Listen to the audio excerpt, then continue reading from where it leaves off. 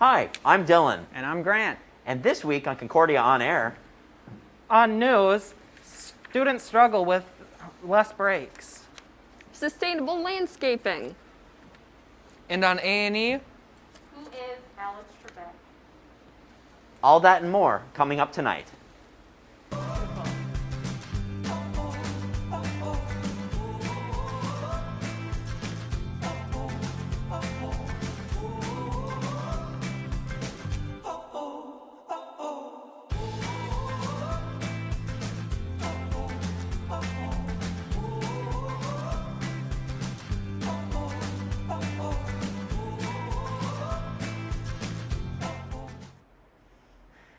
How is it going this week, Grant? Well, I just heard Alex Trebek died a few seconds ago, so a lot worse now. Yeah, I was going to say, an icon for so many years. Did I ever watch Jeopardy by choice? Unfortunately not. Did I ever watch it during dinner because my parents liked Alex Trebek? Yes, I did. Nevertheless, an icon in the entertainment and game show industry, and I was the same. I didn't know that he passed away until I came into set today. Extremely sad to hear. What new games have you been playing this week, Grant? Well, other than Jeopardy on the Xbox, I've also been playing Rocket League, also on the Xbox. And Okay. that's it's like soccer, everyone's favorite game that Americans are definitely not bored by at all. But hear me out. With cars, it's like cars playing soccer. Okay, so like Lightning McQueen and Mater are playing soccer. Yeah, exactly. And Okay. I don't mean to brag, but I'm kind of good at it. It's the only game I've ever reached platinum rank in. So. Oh, wow. Yeah. Are you planning on getting the newest Xbox that has just come out? Considering I also saw videos of the new Xbox smoking today on Twitter, probably not. It seems Well- a little too much for just a smoke box. $500. Yeah, I was going to say, you can usually find that on the 4th floor of Hoyam. They set off the fire alarm the other week. Hey-o. So there's a smoke box up there, I think. But anyways, I've been playing a lot more of Among Us recently. Any friendships here has been ruined because of the game. Any blatant discussions of angriness and hatred and... On the contrary, some friendships have actually been rekindled over Zoom meetings playing Among Us, and we all know when one of us is the imposter because a conversation will be humming along nicely, and then when someone gets killed, I'll just scream. Someone is me. I will get killed, and I will scream, and everyone will be like, "Huh? I wonder where he is." Okay, with all that being said, let's pass it off to news. I'm Dylan. I'm Fiona. Every college student knows how hard it gets through a semester, regardless of how many breaks they get. But Concordia students have been feeling the pressure of the current semester, especially due to the lack of breaks. The current schedule that Concordia has set in place made it so that instead of receiving a normal mid-semester break, like in previous years, students were given one respite day in the hopes that students would avoid traveling over the break and in turn avoid contracting COVID. Students have reported feeling more and more burnt out from the constant push of having classes, with breaks like the respite day turning into just another day to catch up on the ever-growing amount of homework they are receiving. The next break that is scheduled for students comes as our Thanksgiving break, which has been extended so students and faculty can prepare to go fully online until the end of the semester. Spring semester will also look much like fall's with limited breaks to ensure that students remain safe from contracting COVID.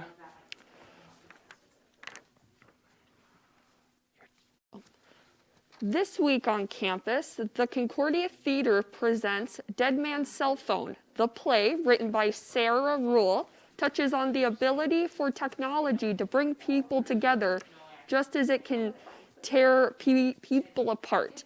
The production is free for all Concordia students and staff and can be viewed via live stream on Thursday the 12th through the 14th. Directed by David Winterstein, this production, with its timely themes, provides a look into the screen-mediated world we all find ourselves in today. This is a great opportunity for anyone who is looking for something to do this weekend without having to leave your dorm. Times and the link for the live stream can be found via Covernet. A fundraiser was recently set up for a FIAD teacher and coach from West Fargo after he recently underwent surgery to remove a brain tumor. Justin Bame started noticing that something wasn't right in August 2019. He started noticing a loss of hearing. Just last May, Bame had an MRI and was found to have a very large benign tumor located on his brain. He was taken to San Diego and 100% of the tumor was removed, and he received repairs on his damaged facial nerves.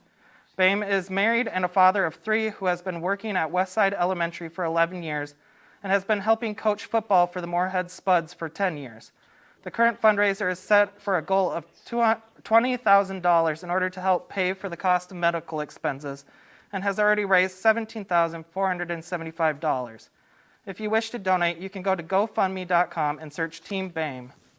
The Fargo Public Library is moving to curbside pickup. This is in response to concerns expressed by the public and from the administration that the current situation is difficult to maintain safely. This decision comes only shortly after the citywide mask mandate. All Fargo Public Library buildings will be closed to the public, but library materials will be available to be checked out online and then picked up in person. Along with this change, other resources and programming will be moving online. For those who would like to know more and take advantage of the contact-free pickup, visit fargond.gov. The presidential election is finally over, and Joe Biden is predicted to become the 46th president of the United States. After a long-fought election battle, Joe Biden took the key swing states of Pennsylvania, Georgia, Arizona, and Nevada, securing 290 of the needed 270 electoral college votes. Although this does not seem to be completely over, with Donald Trump calling for recounts in states like Wisconsin and Georgia, where the votes came within 1% between the two candidates, and also filing lawsuits against states like Michigan and Pennsylvania, where he believes mail-in votes were fraudulent. While many news sources claim that these lawsuits hold no evidence to prove these claims and will do little to change the results of the election, Trump has still not conceded victory to Biden and claims that the election was rigged for him to lose. The Electoral College is set to cast their votes on December 14th, and by January 6th, the votes will be finalized. January 20th, the newly elected president will be sworn into office at noon. This week, 26-year-old Roy Smith made an outstanding discovery while examining the specimens at the Sedgwick Museum of Cambridge. While doing research for his PhD, Smith discovered a new species of pterosaur. He was examining what he originally believed to be shark spines when he noticed a few key details which indicated that the fossils were actually toothless pterosaur jaws. These details included small holes that would indicate areas of the jaw where nerves would come to the surface for sensitive feeding. 2 of the jaws have been identified as belonging to an existing species, but one is believed to belong to a currently unknown one. Smith hopes to continue his research on the new pterosaur once restrictions are lifted. Now, to an interview about the Christmas concert. Hello, everybody. I'm joined by the lovely Erin here, our producer for Concordia on Air, and we're going to be talking about the Concordia Christmas concerts, which, of course, are one of the most beloved traditions here. So I want to know, Erin, if we want to do the classic introductions, what's your class and what's your major? Yes. So thanks for having me today, Dylan. I am a senior here, which is crazy. I am a communication studies and multimedia journalism double major, and I have minors in business and social activism. Okay, well, I'm only a music major, so that is more than I will come to know. You're also only a freshman. You've got time. Well, anyways, I just wanted to know what's the plan for the choirs this year when it comes to the Christmas concert, because it is a little different. Yeah. So, of course, like you said, the Christmas concerts are a beloved tradition, and we usually have tons of people come to them, so not a very COVID-friendly event. No. So this year, they have been moved completely virtual. the plan is to record our songs and then to mash them all together into a virtual Christmas concert to share with people. So Now, see, I'm very excited about this because if we're still going to be able to get the experience of watching it, and also at the time that it's premiering, I believe the 17th of December, if I know the date correctly, that's when I think we will all be home and with our families, which might be a nice little, if you want to get some hot cocoa out and listen to some Michael Bublé on that nice night, and then listen to some Concordia Christmas music, that'll be delightful. But of course, in the past years that you've been a part of it, what's been your favorite part of the Christmas concerts? oh my gosh, that's such a hard question. I love the Christmas concerts because it's just so fun to be able to sing with like everyone in the choral program and to work with the orchestra, who are incredible. So it's just like such a big community event. And I think that's probably my favorite part, is when we get to do those big songs where it's all 4 choirs and the orchestra. Silent Night, always really special to my heart. But any of those songs have been some of my favorites. So. Yeah, and each year they do have a tradition of getting mugs for the Christmas concerts. Have you gotten one all 4 years? I have. I think I might have missed my freshman year, my first year, but I think that I have all 4. I need to check through my stuff. I got one for this year, so yes. Yeah, for sure. Well, anyways, with all that being said, thank you so much for joining us, and we're going to head over to sports. Welcome, Vikings fans. I would say sports fans, but let's be honest, the Vikings are the only show in town this week. And after a lackluster 1-5 start, the Minnesota Vikings came on strong as of late with a win in Green Bay over the Packers 2 weeks ago and a second consecutive victory this week against the Detroit Lions. Uncharacteristically, the Vikings offense was red hot right from the opening whistle this past week. They were able to score 3 touchdowns on their first 4 drives of the game and go into halftime with a 20-10 lead. From there, they were able to coast to a comfortable 34-20 victory over the Motor City Kitties for their third victory of the season, second straight, bringing them into a third-place tie in the NFC North with the Detroit Lions themselves. Kirk Cousins was able to throw 3 touchdowns without a single interception for once, and Dalvin Cook, well, he remained one of the best running backs in the league with 2 touchdowns of his own. Although the season is already at its halfway point, the Vikings look poised for a strong second half and maybe a possible playoff run. Hey, if the Eagles can win the NFC with only 6 wins, then anything can happen. And now we go over to our friends at A&E. Hello everyone, welcome to Arts and Entertainment. I come to you today not with a fun, silly segment, but rather for a small tribute to Alex Trebek. So I am joined today with Lizzie. Hello. Lizzie, do you have any memories of watching Jeopardy growing up, or any other things where you may have seen Alex Trebek? But I do know he's most well known for being the host of Jeopardy for well over 40 years. Yes. Yeah, 30 unfortunately. years. Yeah, it's kind of unfortunate. I don't think a lot of people realize that he passed. He only passed on the 8th, so only a few days ago. And I used to, sometimes my aunt would have it playing when she would babysat us, so she would watch it and we were always like, what is this toy that we were looking at? Mm-hmm. And I've seen some funny videos. Our resident sports guy and current host, Grant, showed me a very funny outtakes bloopers video. And he's just a funny guy. I'm sure he has many for how long he did the show. He's just so funny. He was just so is. fun, and he didn't care about like social construct and norms like necessarily. So I know I am certainly going to miss him. Every single day after school, from kindergarten to until my senior year, I would come home. My sister and I would watch Jeopardy with my mother. My mom would always beat us because my mother is one of the smartest people I know. But I would win about 25% of the games. My sister sadly usually did not win, which was fun for bragging rights anyways. But he was just such a staple in our living room. I saw him every single day, and it is kind of odd to think now that he has passed.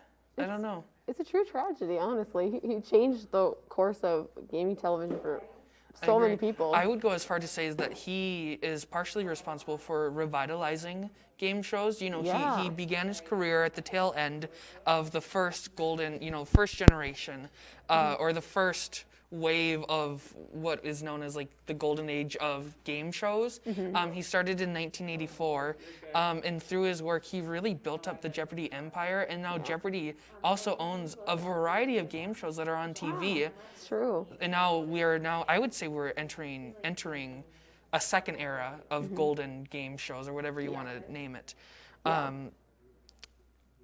What do you think Alex's favorite category was? Or what is your favorite category? I won't make you guess Alex's. Oh, I couldn't even tell you. I'm not gonna lie, it's been a hot second since I watched any Jeopardy. I just remember always thinking it was funny when people were wrong, because he was usually pretty funny when people were wrong, so I used to enjoy that. But I can never remember any specifics about categories or questions. I love potent potables. Oh. That's like my favorite category. I always did very well in geography. I think if anyone were to ever be on Jeopardy, you need to study up on geography, like English authors and poets, the Bible, and just like, I don't know, a couple other things. Anyways, the final episode of Jeopardy will be airing on Christmas Day, so December 25th. I look forward to it. Thank you for being on our segment, Lizzie. I now toss to an interview.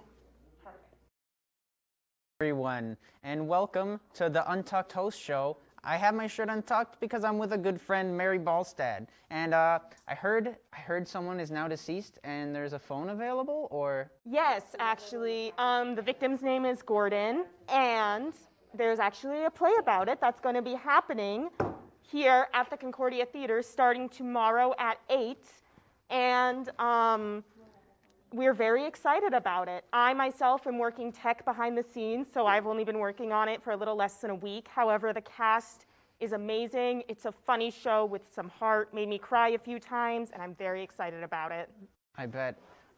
What is give us a brief synopsis of what this play is about. Well, Dead Man's Cell Phone follows a woman called Jean. She is played by the wonderful Diana Whitcomb, and it starts with Jean just in a cafe, and it really does explore the extent of human emotion and how we kind of connect to each other. Is it better through technology, or is it better through in person? So it definitely is just kind of like, it explores that human thing, and I think Sarah Rule does a beautiful job at mixing humor and comedy with deep thought and layers.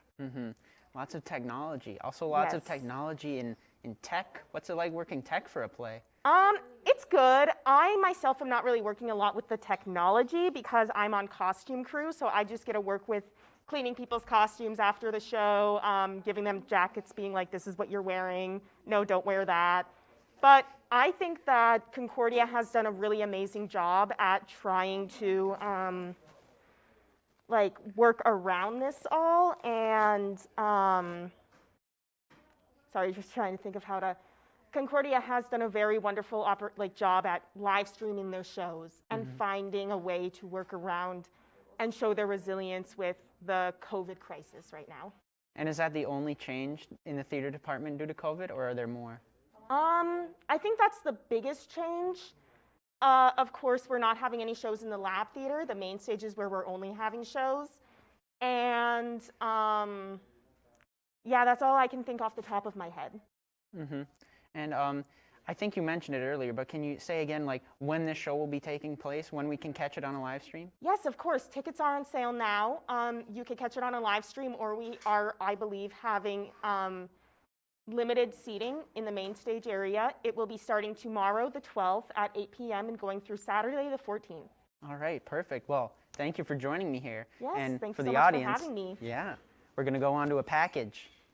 I think there's a lot of history to the Concordia campus in general, so there's a really strong desire to hold on to kind of that tradition and those, the trees and the spaces that are really important to Concordia, but also to develop and be a leader in developing native landscaping or pollinator-friendly landscaping, edible landscaping. Each aspect of the landscaping was planned in detail to not only create a beautiful campus all year round, but to highlight sustainability efforts as well.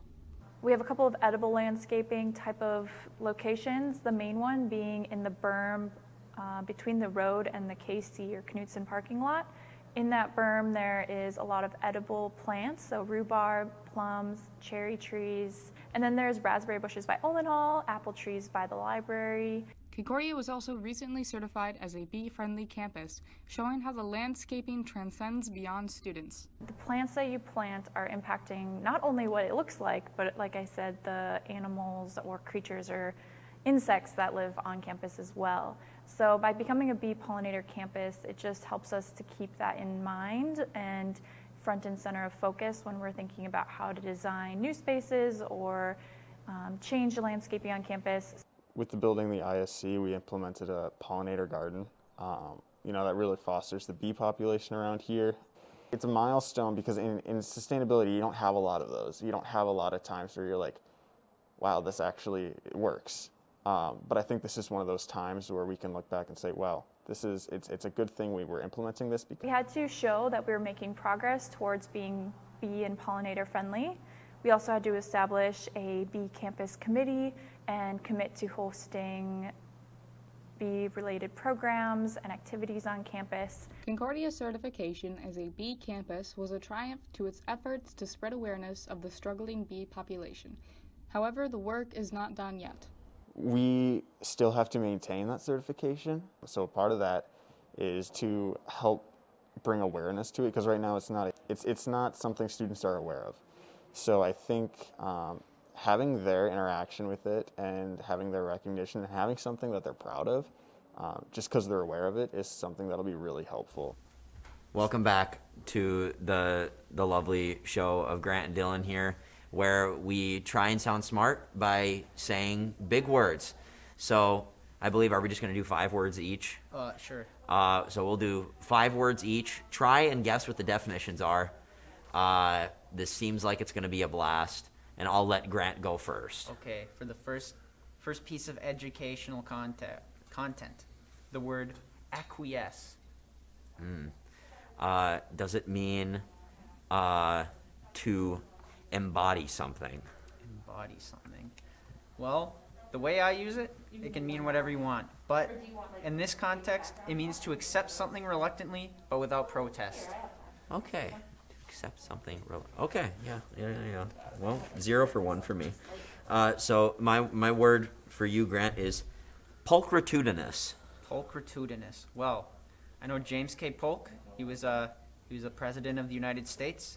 He won an upset election. So therefore, I'm going to say it's having a characteristic of being a dark horse presidential candidate. Pulchritudinous actually means beautiful, Grant. Beautiful. It means beautiful. Well, he did have the best hair of any president, so I'll stick by it. Yeah. Next, we have platitudinous. Wow, not attitudinous. Is it by chance having the formation of webbed extremities like a platypus? Well, close. It actually means, it refers to a phrase that is used so often that it is no longer interesting or thoughtful. Like, you can lead a horse to water, but you can't make it drink. If something's used so often, it kind of loses its meaning. Huh. Or even when you, well, not when you just say bubble over and over, but if you do say bubble over and over, it will lose its meaning very quickly. This is true. All right. My next word. Oh, goodness. Balderdash. Balderdash. I've actually heard British people say this one. It's a favorite over in the UK. I'm gonna say it means nonsense. That is correct. Let's go. It means trivial nonsense. Okay, so Grant is now 1 for 2, and I'm 0 for 2. My next word is syzygy. Is it syzygy? Syzygy. Syzygy. Syzygy. So, I mean, I always really love my sister, and I've always thought of my sister as just being a G. So I would say a tight bond between siblings. Well, it is kind of close if you think the planets are siblings. It is actually, it occurs when the sun, earth, and moon are all aligned. Dear gosh. Okay. I learned that one from Jeopardy, Alex Trebek. Okay. My next word is, oh goodness, imacity. A mass city. Well, I know mass is big and im is not. So I'm going to say it means not big. It actually means the desire for buying things. My desire for buying things is quite big.